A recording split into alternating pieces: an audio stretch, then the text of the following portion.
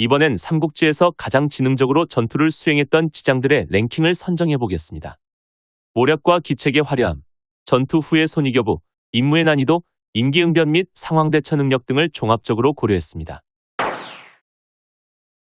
제갈량은 말이 필요 없는 삼국지의 대표적인 브레인이자 군사, 정치, 행정 모두에 능통했던 팔방미인이었습니다. 오늘은 지장 랭킹에 등장했으니 제갈량의 많은 지적 면모들 중 장수로서의 지략만 중점적으로 고찰해 보겠습니다.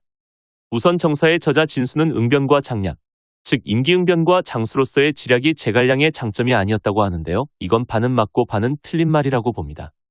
우선 응변, 즉 제갈량의 임기응변과 상황 대처 능력 자체는 꽤 뛰어났습니다. 태각전을 수행하던 도중 복병을 배치해 적 사령관 장압을 사살한 것, 오장원에서 두 차례의 우회기동이 전부 곽회에게 막혀버리자 차선책으로 둔전을 선택하며 아예 눌러앉아 장기전으로 방향을 바꾼 것 등 임기응변적 능력은 확실히 대단한 부분이 있습니다.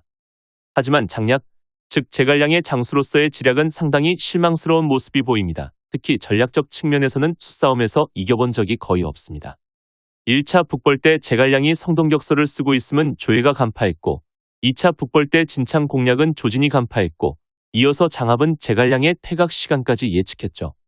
이후에도 장압, 사마이, 곽해 등에게 계속해서 전략을 읽히며 제갈량은 자신이 계획한 수를 성공시켜본 적이 거의 없었다고 봐야 합니다. 마속의 트롤링, 이엄의 트롤링을 논하기 이전에 먼저 거론되어야 할 문제는 제갈량의 전략적 능력의 부재인 것이죠. 하지만 그럼에도 그가 분명 상당한 수준의 지장이었음은 인정합니다. 전략과 장략은 부족해 전쟁에서는 패배했어도 그의 장기인 전술과 응변만으로 전투에서는 성과를 꽤나 기록했기 때문이죠. 사마이는 세간의 인식과 달리 굉장히 공격적인 전략을 구사했던 지휘관으로 기동전과 속공전을 주특기로 삼아 여러 전과들을 기록하며 빛나는 커리어를 보냈습니다. 그러다가 적으로 만난 제갈량을 상대로는 자신의 기동전 전략이 안 먹힌다는 것을 깨달은 후 지구전으로 전략을 바꾸었고 제갈량이 여자 옷을 보내며 도발을 하는 등 여러 심리적인 수를 써도 응하지 않으며 끝끝내 최종적인 승리를 거둘 수 있었죠. 다만 사마이의 진정한 진가는 지휘관이나 장수일 때가 아니라 참모나 관료일 때 더 드러나는 편이라 지장으로서의 랭킹에서는 높은 순위를 기록하진 못했습니다. 사마이의 전술적 임기응변과 전략적 식견 모두 상당한 수준이었음은 확실하지만 지장이라는 카테고리의 한정에서 본다면 오히려 장압이나 곽해가 더 보여준 게 많거든요. 특히 무리하게 추격을 지시하다 장압을 전사시킨 노성전투에서의 판단력은 그에게 몇 안 되는 치명적인 실책으로 기억되고 있죠. 두예는 삼국지의 대미를 장식한 명장으로 서진에서 마룡, 양호와 더불어 삼국지 최후반부를 빛내는 주역 중 한 명입니다. 두예는 승마와 궁술처럼 장수에게 기본적으로 요구되는 소양들에는 능하지 못했지만 지적으로는 엄청난 수준의 관록을 보여주는데요. 대표적인 일화가 반대 의견이 많았던 오정벌을 끝까지 관철시킨 것입니다. 가충을 비롯한 조정 수뇌부들이 대부분 오정벌은 불가능할 것이라 여겼고 황제 사마연마저 회의적인 입장을 견지하고 있었지만 두예는 결국 삼국 통일을 완성하는 대이벤트의 주역이 됩니다. 대나무를 쪼갤 듯한 기세로 진격하여 파죽지세라는 고사성어를 남겼고 한 명의 계략으로 만명을 당해낸다. 즉 두예는 지장판 만인지적이라는 찬사를 받은 인물이었죠. 이후 통일이 완수된 후엔 학교를 세우는 등 여러 지적을 남겨 정치가로서도 성공적인 커리어를 이어갔으니 비록 장수로서 더 유명한 두예였지만 군사, 정치, 행정을 가리지 않고 그 자체에 두루 능통했던 명장이자 명신이라고 할 수 있겠습니다. 손호를 멸망시킨 두예 이전에 촉한을 멸망시킨 인물이 있었으니 그가 바로 등예입니다. 등예는 제갈량마저도 능가하는 대촉전선 최대의 국적이었던 강유를 여러 차례 격파하며 그의 북벌 저지에 절대적인 공적을 세운 명장입니다. 특히나 강유와의 수싸움에서 우위를 점하며 그의 전략을 분쇄해냈죠. 때문에 강유는 단곡에서 그의 기습을 예측한 등예에게 대패하고 본격적인 비판론에 직면하게 됩니다. 등예는 이렇듯 강유의 진공을 계속해서 차단하며 방어전에서도 매우 뛰어난 모습을 보였지만 아예 촉한을 멸망시키며 공격전에서는 이조차 능가하는 공을 세웠으니 공수 양면에서 모두 정점을 찍은 장수는 등예가 유일할 것입니다. 거기다 이 모든 공적이 등예의 장기였던 지리적 특성을 이용한 절묘한 통찰력에서 기인한 것이었고 안전빵이었건 도박수였건 자신의 전략적 판단들을 개인 능력으로 전부 성공시키며 등예가 어느 정도 레벨의 지장이었는지를 가늠하게 합니다. 적어도 촉정벌 이후 강유도 영웅이었지만 하필 나를 만난 게 불운이었다는 자뻑이 결코 허황된 말은 아니었죠. 장압은 삼국지에서 가장 상징적인 지장으로 삼국지의 모든 장수들 중 가히 최고를 논할 만한 전략적 식견과 판단력을 가진 장수입니다. 사실상 제갈량, 사마이와 거의 동급이었던 1티어 사령관이었죠. 장압은 대촉전선의 실질적인 초대 사령관으로서 유비의 10갈래 포위협공을 막아내고 대등한 지략 대결을 벌였으며 이후 제갈량의 북벌 때는 마속을 말라 죽여 제갈량에게 비곁을 먹인 것을 시작으로 2차 땐 제갈량이 진창을 공격하다 굴량고갈로 퇴각하는 시간까지 예측하는 신기의 통찰력을 보여주었습니다.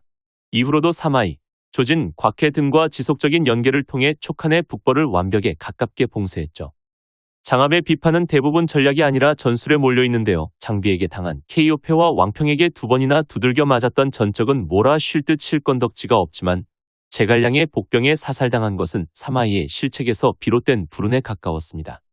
즉 전술적으로는 그닥 이름값을 못했지만 전략적인 측면에서는 한 차례의 오점도 남기지 않았죠. 전에는 위나라에 숨겨진 명장 중 한 명으로 특히 이민족들을 틀어막는 북방전선에서 전성기를 보낸 장수입니다. 전에는 본래 공손찬의 수하였으나 원소에게 투항한 뒤 되려 공손찬을 공격해오는 왕문에게 피치 못할 사정이 있을 거라 생각했었는데 오히려 공격을 하는 걸 보니 갱 배신자 새끼에 불과했구나 라고 모욕을 주자 부끄러움을 느낀 왕문이 공격을 포기하고 돌아갔다고 합니다. 독설 한 번으로 1만의 적군을 전투불능 상태로 만든 것이었죠. 그리고 조조 휘하에서 조창을 도와 이민족들을 토벌할 때에는 마치 제갈량의 팔진도를 연상시키는 수레로 이루어진 원형진을 만들어 대적하는 대기병 전술을 선보인 바도 있었고 후음의 난평정, 오한 토벌 등 여러 반란 진압에 종군하면서 상대의 마음을 교묘하게 조율하는 고단수 심리전에 능했습니다. 특히 가비능의 대군에 둘러싸여 있었을 땐 소똥과 말똥을 모아 불을 붙여 자기들도 병력이 많은 척 행세한 뒤 유유히 빠져나갔고 대오전선에선 만총과 함께 손권과의 수싸움에서 승리를 거두기도 하는 등 기책과 전략 모두 우수했던 천상계 지장이었습니다. 곽해는 명실상부 대촉전선 최고의 브레인으로 실질적인 활약만 따진다면 오히려 같은 전선의 사마이, 장압, 조진보다도 더 보여준 게 많다고 보는 편입니다. 보통 1차 북벌을 좌절시킨 주역을 마속을 격파한 장압으로 보는 시각이 많으나 실질적인 MOM은 곽해가 더 알맞습니다.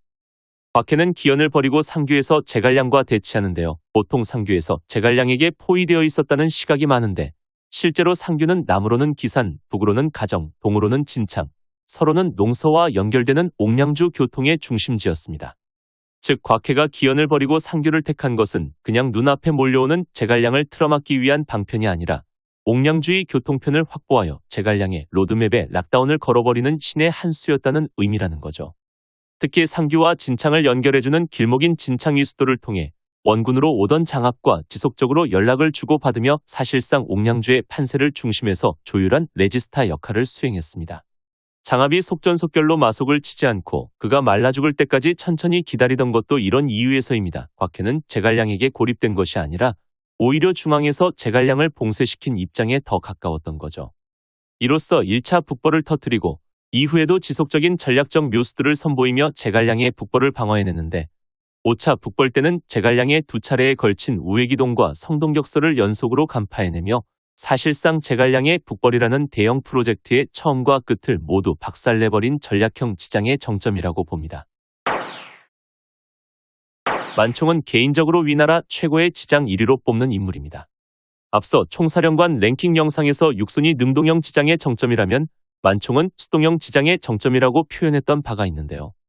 이는 육손이 직접적으로 적을 교란시키고 엿을 매기는 능동적인 지략에서 최고의 활약을 보인 화려한 지장이었다면 만총은 이러한 기책들을 차단하고 적들의 전략적 선택들을 무효화시키는 수동적인 지략에서 최고의 활약을 보인 견실한 지장이었다는 의미입니다.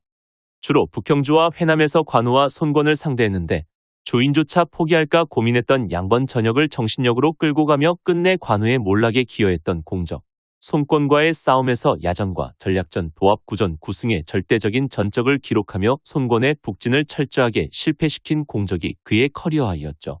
심지어 제갈량의 5차 북벌 때는 조예의 친정을 이끌어내어 손권이 그대로 도주한 덕에 융중대의 핵심이었던 삼방향 북진이라는 대전략을 무너뜨려 제갈량조차 이를 기점으로 쌓여있던 스트레스가 폭발하여 과로사하고 말았으니 만총만큼 큰 그림을 두고 싸우는 전략적 경합에서 무적의 포스를 발휘한 지장은 없었습니다.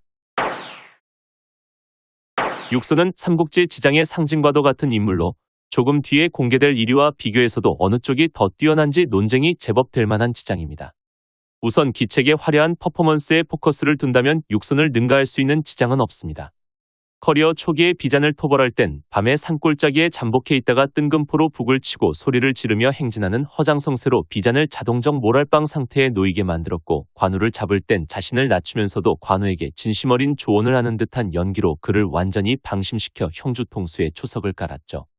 이후 유비를 잡을 땐 변화하는 바람의 방향을 캐치해 대대적인 불쇼를 일으키며 단일국가 상대 최대 수준의 국력 타격을 입힌 엄청난 전공을 세웠고, 그 밖에도 조유를 잡을 땐 아예 복병 속으로 돌진하여 삼면 협공으로 조유를 걸레짝으로 만들어버리는 등 군략이라는 측면의 한정에서 본다면 육소는 무수히 많은 삼국지의 지장들 중에서도 단연 정점에 걸맞는 클래스를 보여줬습니다.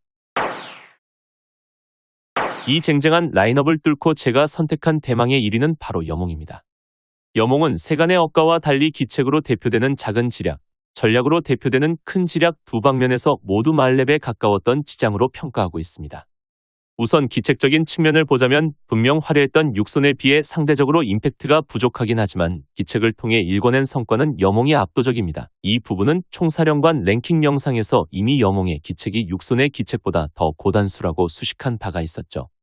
우선 제일 먼저 여몽은 이경대치 때의 3군 점령과 번성공방전 때의 남영주 점령 모두 거의 0에 수렴하는 손실률을 기록했습니다. 육손이 촉한의 국력에 괴멸적인 타격을 입힌 것은 분명하죠. 하지만 자국의 영토를 아무 손실 없이 2배로 늘리고 사후대처와 민심동요까지 문제없이 완벽하게 해결했던 여몽의 성과보다는 부족합니다.